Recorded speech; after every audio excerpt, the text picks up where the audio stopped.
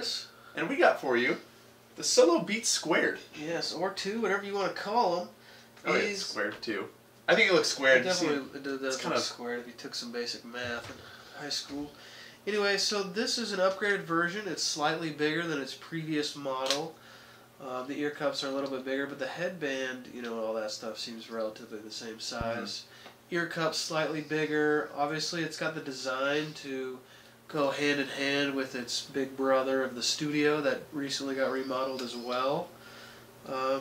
Yeah, so what do you think about the design so far? I mean, the design is your typical Beats headphone here. It's got kind of a glossy finish to it, which is sort of, I guess, a good or bad thing depending on your preference. We both kind of agree. You can see smudges of fingerprints all along it, and it's just kind of frustrating to look at a little bit, but, you know, you might like the glossiness it seems like of Beats does that. They'll release the gloss, and then they'll come out with a matte. Yeah, and I prefer matte in this, definitely. But, I mean, overall, it's the same kind of style you expect from Beats. I know a lot of guys are going to want to see this on, so this is what the necklace version looks like here. Very stylish. Very stylish. And then also on a head is also something, and these also kind of run a little bit snug. I mean, I got a pretty big head, but they're just overall a snug headphone. You just feel like it's I think they're definitely meant for maybe a slightly smaller head or a smaller wearer. For me, like, they're probably better fit on my head, but they do definitely feel snug. I don't know if that's because they're brand new. Go ahead, put them on. But I mean, they're snug. It's not like they're tight. I'm getting a headache from it. It's just they're snug. And I think it's going to be like just all the other studio or the solos where, you know, you can wear them for about an hour and then you're going to want your ears to maybe rest a little. Yeah. But I think most people who are wearing these are just, you know, wearing them to and from class or on a short bus ride or something of that sort. Yeah, I agree. So I mean, overall the style, it's really what you expect. They don't really do much there. I wish they would improve this top headband more. I mean, there's just not a lot of just comfort there. It's got like a little air pocket here, and then just straight to hard. Yeah, I was a little disappointed in that, but the fact that the headphone is fairly light, it doesn't bother me as much. But yeah, it would have been nice to be a little more soft and squishy. Yeah. But sound quality, I think, you know, it's had a little improvement over the previous model.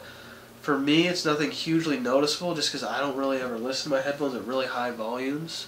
I usually keep it around 50%. But the sound quality is really nothing to complain about. It's actually quite surprisingly good. Yeah, I mean, both of us are sort of like, we just look for like the true sound of music kind of thing. So like the bass and beats doesn't really impress us so much. Does that make sense? But overall, these are like for the price point, they're actually pretty solid in terms of just pure music, good highs, good lows. And it kind of impressed me a little bit. So big positive there. Yeah, I like them. They got good bass. It's not going to blow your mind or anything. I've definitely heard other headphones that have a lot better bass than this. But I think they're, you know, it's a smaller headphone. It's a smaller portable size, and that's what they're going for. They're not going for the extreme blowout bass of the studios or something. And another thing that I think is actually pretty good is the sound leak. It's actually not that bad. I think we test, you know, anything over 50% on your volume, depending on the song. If it's like a heavy rap song with a big snare drum, you can hear it obviously, but not that noticeably. But then obviously you get up to 100% volume and I can hear every word. But I don't know, I think from the previous models it's better. You can hear from him, or you can't hear.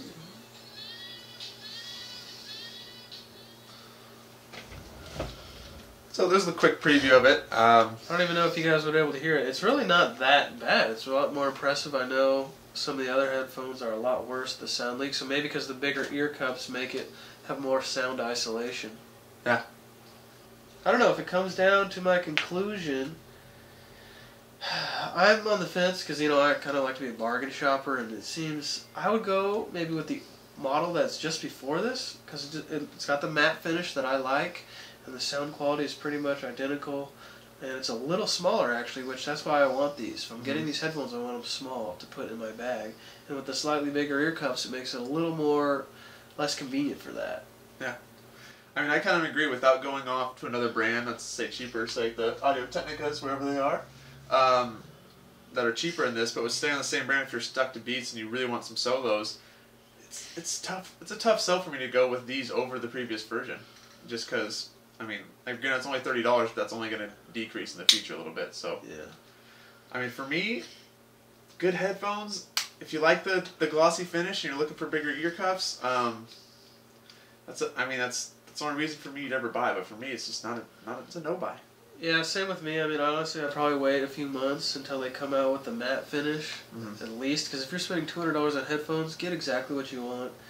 And it's either, save $50, $30 and get the older model, and they're pretty much the same. Or, I mean, if they're selling the style, and if the style's really what you want to pay for, go for it. But for me personally, I'm also going to have to go with Blair on a no buy. It's a no buy.